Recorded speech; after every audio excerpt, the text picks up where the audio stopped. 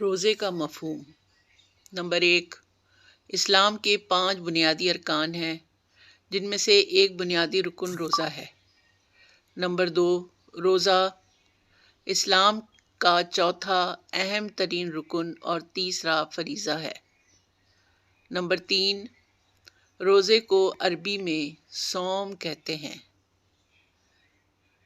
Number 4، اصطلاح شریعت میں صبح صادق سے لے کر سورج کے غروب ہونے تک کچھ نہ کھانے پینے کا نام روزہ ہے۔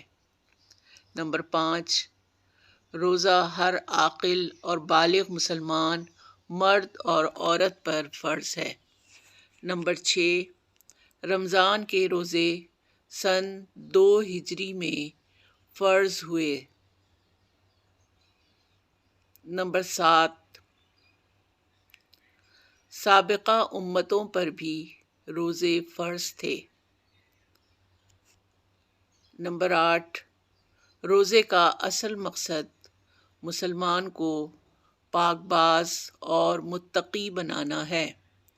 نمبر 9، مسلمان روزہ رکھ کر جھوٹ، غیبت اور بددیانتی کا مرتکب